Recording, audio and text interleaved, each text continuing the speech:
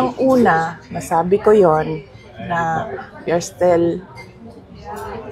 we are truly behind sa education system natin compared to more developed countries around the world. And that is true. That is an observation. That is a fact of the Philippines.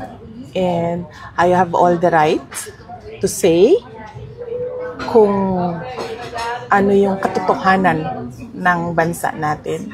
That is covered by the freedom of speech and expression natin. So, dapat siguro walang magalit. Kasi yun naman yung katotohanan ng bansa natin eh. Saan ba tayo magsisimula mag-isip ng mga solusyon kung hindi natin tanggapin na mayroong problema yung bayan?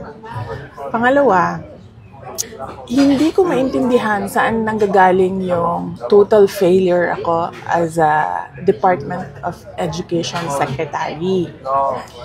Kasi iba yung actions ni BBM noong ako ay nag-tender ng resignation.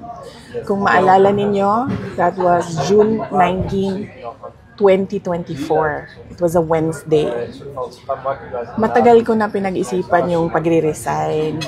Inisip ko na kapag mag-resign ako, habang nasa administration ako, inaatake ako. Pag nag-resign ako, dodoble yung atake sa akin.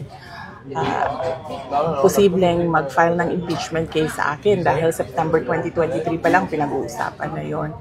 So, matagal ko na hawak-hawak yung resignation letter na yun. Matagal akong pabalik-balik sa Malacanang, pero hindi ko talaga pa naibigay. Pero nung June 19, 2024, dun ko na isip na yun ang pinakatamang panahon na ibigay ko na yung irrevocable resignation ko.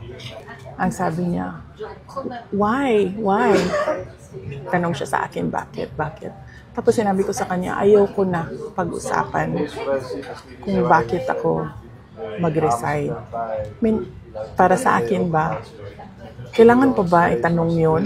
Hindi mo ba nakikita kung ano yung ginagawa ninyo sa akin? O parang hindi naman ako masokista na aatakihin ninyo ako nang aatakihin habang nagtatrabaho ako para sa inyo, and to think na the Department of Education was the department that was delivering results sa administration. So, hindi na ako sabi ko, ayaw kong pag-usapan. And then sabi niya, he tried to ask me to stay. Tapos sabi ko, ayoko na. And then, ang sunod niyang ginawa, inofera niya ako, may gusto ka ba na posisyon? Sabi ko, wala akong gustong posisyon. Tapos, ang sunod niyang sinabi sa akin, pwede ka bang tumulong sa midterm elections para sa mga senators? Tapos sabi niya, kasi di ba yung hugpong ng pagbabago, kasali naman yun sa unit team noon. Gumanon siya. Sabi ko, hindi ko, pag-iisipan ko, pero wala pa akong plano para sa 2025 midterm elections ng senators. Hindi yun actions ng taong tumitingin as failure ako. Action yon ng taong tumitingin na kailangan niya yung trabaho ko. So, hindi ko alam saan nagagaling yung sinasabi nilang failure ako as a Department of Education Secretary. At ang clincher dito, hindi yun. Hindi yung gusto niya akong manatili at magtrabaho para sa kanya sa administrasyon. Yun yung pag-alis ko, nagbeso-beso siya sa akin. This was 10 10:25 or 10:30 in the morning. Tama yung oras ko. 10:25, 10:30 in the morning. Amoy alak siya. At kung ako ang pahulain, kung ano yung alak na yon, whiskey. Pero, hindi ko naman siya nakita nag-inom ng whiskey. Nakikita ko siya lagi umiinom ng champagne. Pero amoy alak siya at 10:30 in the morning.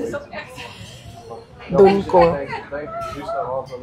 na-confirm yung decision ko na mag-resign. So, hindi ako ang failure. Siguro, ang failure is yung 10:30 pa lang ng umaga, amoy alak ka na.